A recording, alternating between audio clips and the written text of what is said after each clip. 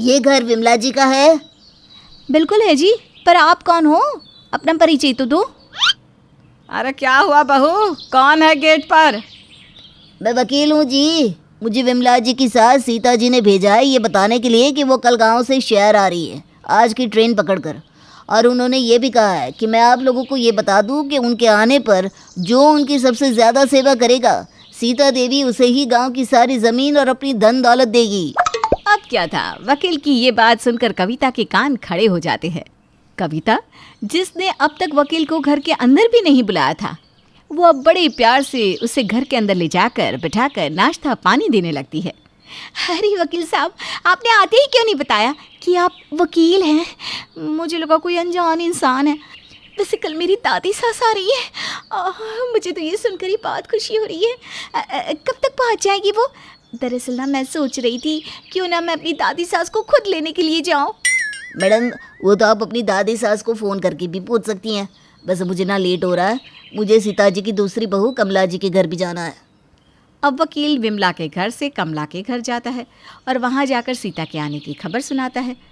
अपनी सास के आने की खबर सुनकर कमला खुश होती है, पर अपनी खड़ूस बहू को देखकर उदास भी हो जाती है। पर जब कमला की बहू काजल को पता चलता है कि गांव में दादी सास के पास इतनी सारी ज़मीन है तो वो भी अच्छे बनने का ढोंग करती है। अब अगले दिन सीता अपनी बड़ी बहू विमला के घर आती है। माँ जी, आप आने से पहले हमें बता देती, हम आपके आने का बंदोबस्त कर देते, या मैं आपके बेटे को ही भेज देती आपको लेने के लिए। अब बिना बताए अचानक आ गई। बिना बताए अचानक? अरे बड़ी बहू, क्या मेरा वकील आकर तुम्हें संदेशा देकर नहीं गया कल? खैर, तुम दोनों बहू तो मुझे गांव में अकेला छोड़कर शहर आ गई, अपने बच्चों के साथ बस गई। अरे नहीं नहीं माँ जी, ऐसा नहीं है। आप तो जानती है ना, हम दोनों देवरानी जेठानी हमेशा से आपकी कदर की है, पर समय और हालात कुछ ऐसे हो गए कि हम दोनों को यहाँ आना पड़ा। और जब से हमारे बच्चों की शादी हुई है ना, तब से हम दोनों देवरानी जेठानी भी एक दूसरे से अलग हो गए। सब जानती हूँ बहू, पर क्या करूँ, अब मेरे भी मरने के दिन नज़दीक आ गए, तो मैंने सोचा क्यों ना मैं भी अपनी बहू के नज़दीक आ जाऊँ। तुम दोनों बहू ने अपने घर में दीवार खड़ी कर दी, बस यही वजह है। अब तो जो मुझे खुश करेगी मैं अपनी सारी धन दौलत उसी को दूंगी।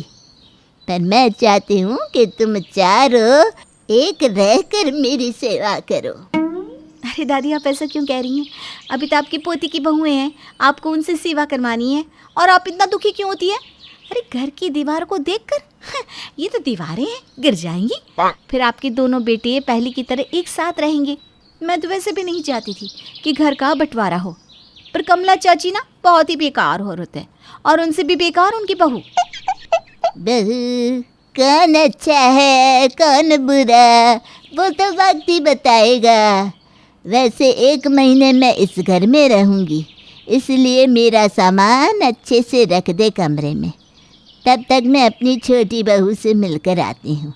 उसे भी तो बताना पड़ेगा कि इस दीवार के गिरने का समय आ गया है। इतना बोलकर सीता अपनी छोटी बहू के घर जाती है, जहाँ कमला की बहू काजल अपनी दादी सास का बहुत अच्छे से स्वागत करती है और आते ही उनके पैर भी दबाने लगती है। मैं कब से दादी जी आप ही का इंतज़ार कर रही थी। आप लंबे सफ़र से आई है ना, आपके पैर थक गए होंगे। मेरा मतलब है आप थकी होंगी इसलिए ना मैं आपके पैर दबा रही हूँ। मैं जानती हूँ उस कविता ने आपसे एक गिलास पानी भी नहीं पूछा होगा। एक नंबर की बदतमीज़ है वो। बहू, तमीज़ तो तुझ में भी नहीं है। आते ही मेरे पैर तो दबाने लगी, पर मुझे चाय पानी तूने नहीं पूछा। कोई बात नहीं माँ जी, मैं लेकर आई हूँ। आप कहो तो आपके लिए खाना लेकर आऊँ? देख बहू, मैं तो कुछ ही दिन की मेहमान हूँ, इसीलिए सोच रही हूँ जब तक मैं यहाँ हूँ तुम दोनों देवरानी जेठानी अपने घर की इस बीच की दीवार को ख़त्म कर दो, ताकि मैं अपनी दोनों बहुओं से सेवा करवा सकूं और फैसला कर सकूं कि कौन सबसे ज़्यादा जिम्मेदार है, जिसे मैं अपनी धन दौलत देकर जाऊं। पर माँ जी ये दीवार। ये दीवार, दादाजी इस दीवार की चिंता मत कीजिए, मैं कल ही आपके पोते से कहती हूँ इस दीवार को गिरा दे। वैसे वो कविता से ही औरत तो नहीं है, पर आपके लिए मैं इतना तो कर ही सकती हूँ। काजल और कविता दोनों ही लालची थी। वो दोनों अपनी सास की ना तो सुनती और ना ही उनकी कद्र करती। तो वहीं सीता की दोनों बहू विमला और कमला सीता को अपनी माँ की तरह मानती थी, पर बहू के आगे मजबूर होकर उन्हें एक दूसरे से अलग होना पड़ता है। पर सीता आते ही दोनों घरों को एक कर देती है और कविता काजल को भी लाइन पर ले आती है। कितना अच्छा लग रहा है ना फिर से हमारा घर एक हो गया। पता नहीं मैं इन दोनों सास बहू को कैसे झेलूंगी। यहाँ तो मुझसे अपनी सास नहीं झेली जाती। पता नहीं ये बुढ़िया कब मरेगी। खैर जब तक जिंदा है इनकी सेवा में तो लगा रहना पड़ेगा। ऐसा ना हो कि दादी सास उस काजल से खुश हो जाए और सब कुछ उसके नाम कर जाए। दादी सास को खुश करने के लिए मुझे नौकरों की तरह इस घर में काम करना पड़े या इस घर के हर एक सदस्य की सेवा करनी पड़े, मैं करूँगी। कुछ ही दिनों की तो बात है, बस एक बार बुढ़िया मुझसे खुश हो जाए फिर तो मैं इस घर की रानी बन जाऊँगी। अरे अजब बहू हो तुम दोनों, मेरे सामने खड़ी होकर मन ही मन मुस्कुरा रही हो। ज़रा भी शर्म नहीं आ रही अपनी सास से काम करवाते हुए।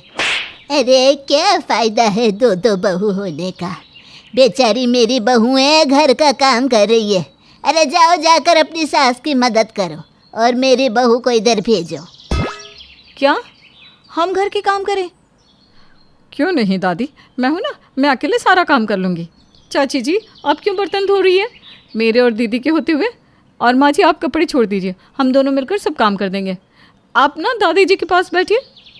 कविता और काजल अपनी दादी सास की नज़र में अच्छा बनने के लिए घर के सारे काम करती है और साथ ही साथ अपनी दादी सास के साथ अपनी सास का भी ख्याल रखती है।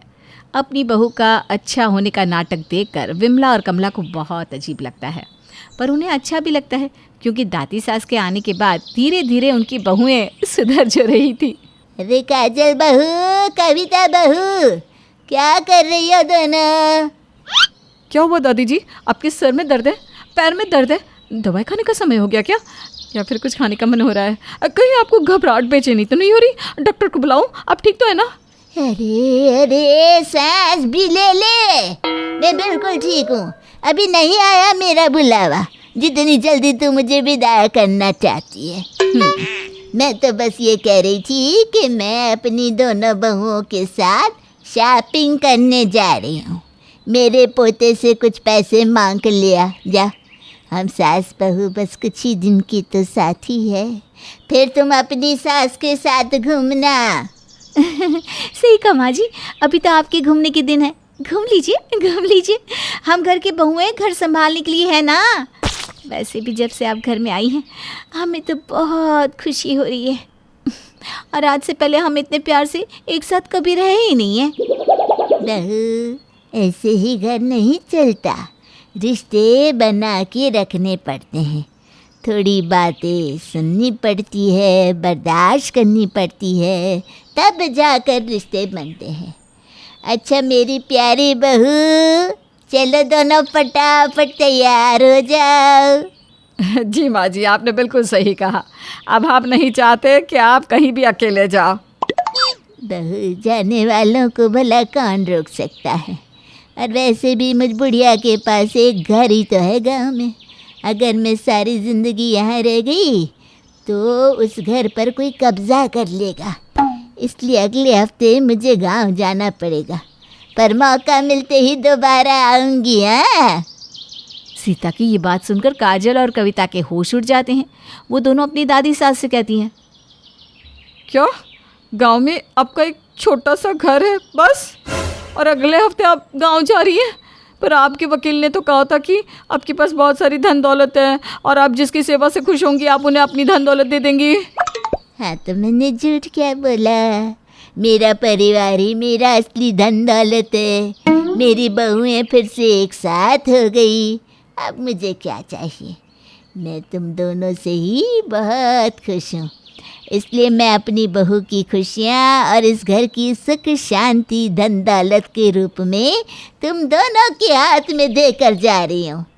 पहले मेरी बहुओं ने घर संभाला अब मेरी बहू की बहू घर संभालेगी, इसीलिए जैसे रहती आ रही हो वैसे ही रहना मेरे जाने के बाद भी।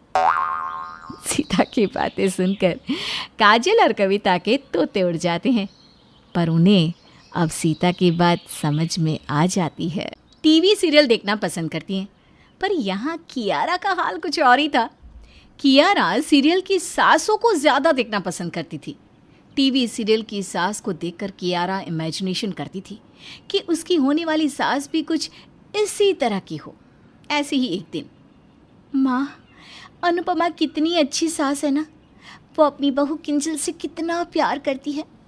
भगवान करे मुझे भी ऐसी ही सास मिले, ताकि वो मुझे अपनी बेटी से भी ज़्यादा प्यार करे।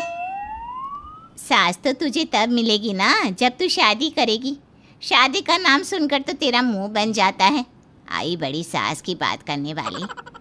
माँ, अभी मेरी शादी वादी की उम्र नहीं हुई है, कुछ दिन आराम से बैठ जाओ, उसके बाद देखेंगे।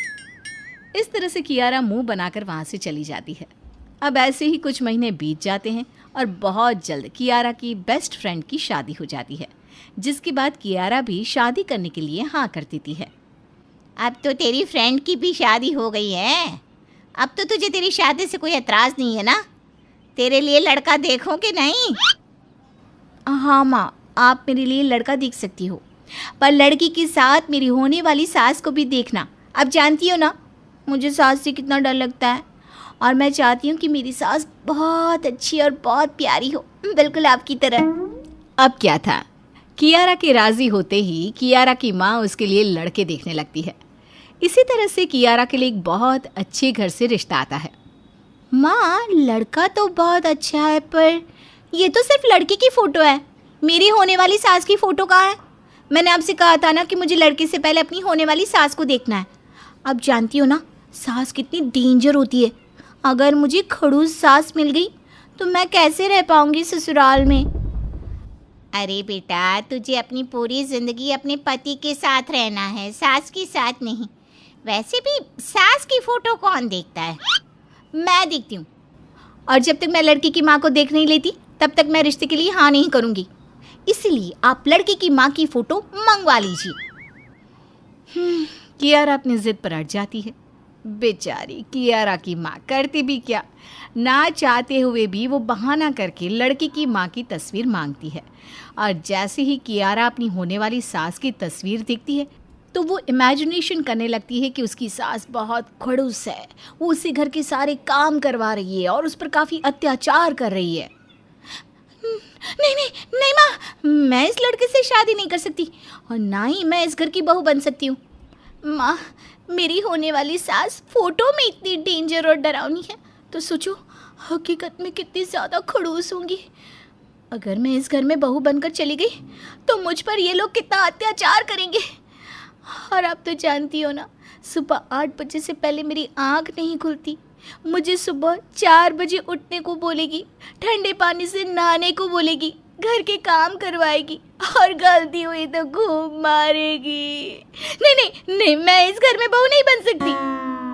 कियारा बेटा, अगर तू इतना डरेगी सास से तो तुझे खड़ूस सास ही मिलेगी। हर किसी के चेहरे पर नहीं लिखा होता कि वो खड़ूस है या शरीफ। अब मुझे बता, मैं तुझे खड़ूस सास लगती हूँ क्या?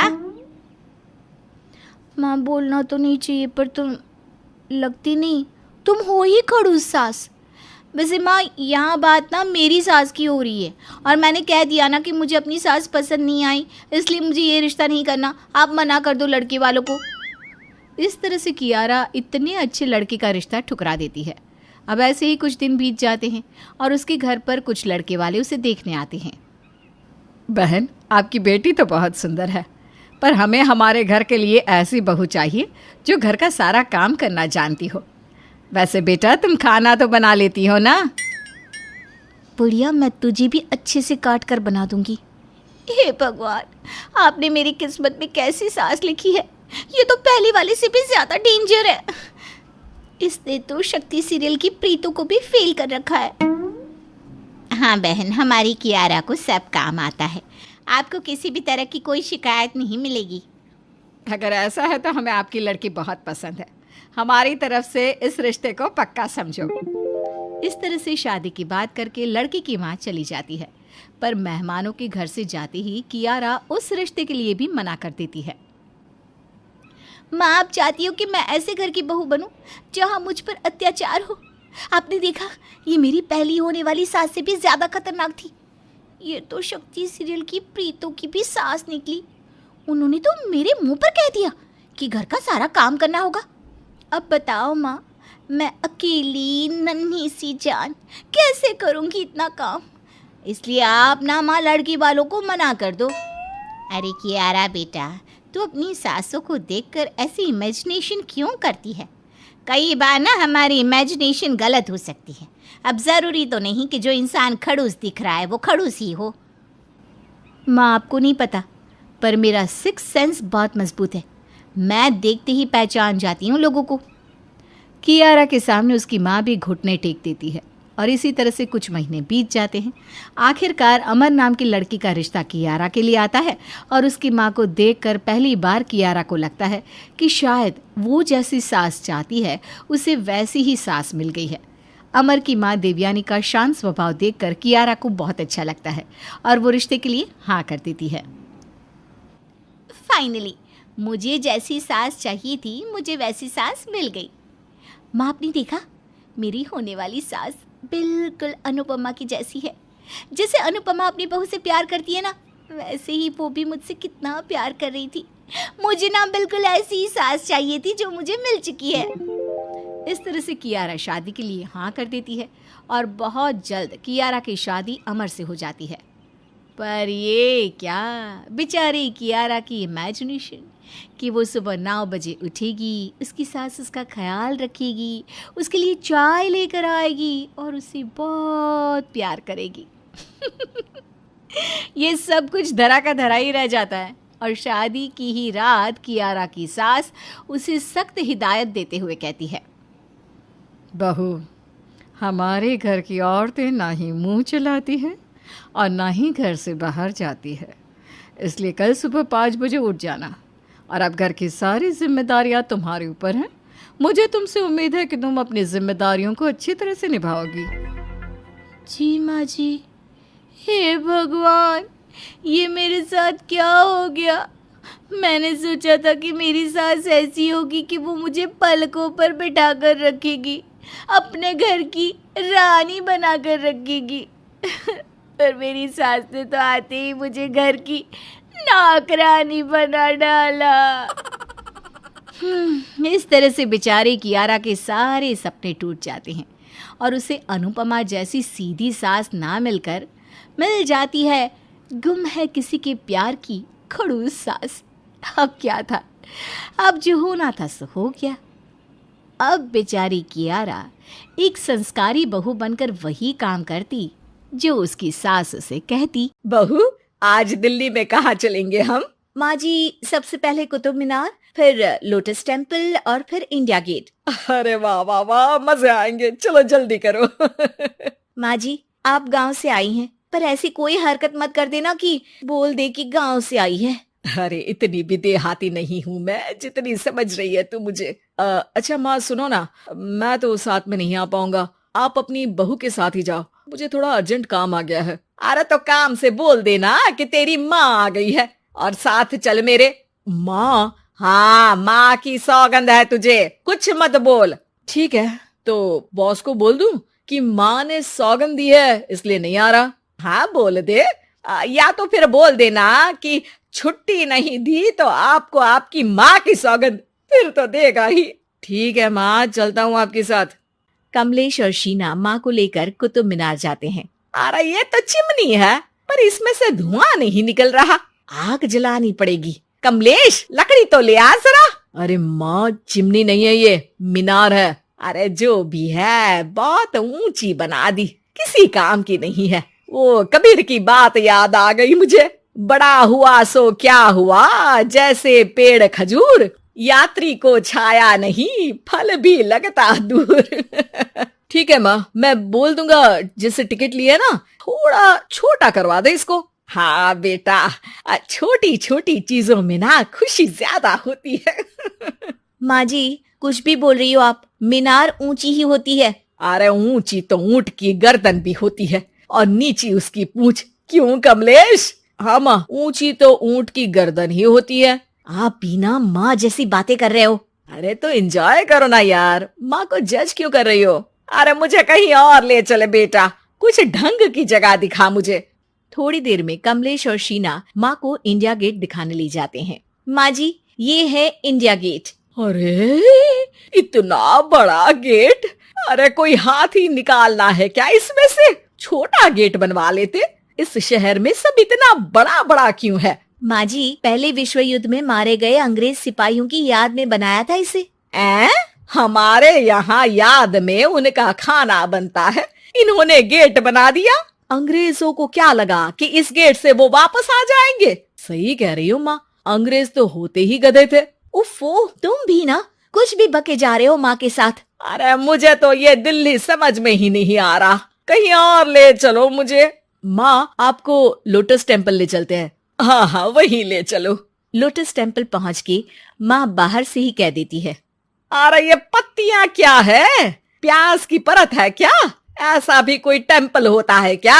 अरे मुझे नहीं जाना अंदर, भगवान जी बाहर से ही नमस्कार आपको। माँ, आपको अच्छा क्या लगेगा? अरे कुछ अच्छा दिखाओ तो अच्छा लगेगा ना। चलो आपको जंतर मंतर ले चलते हैं। अरे मुझे नहीं जाना जंतर मंतर पढ़ने, कोई भूत चुड़ैल पीछे पड़ गई तो?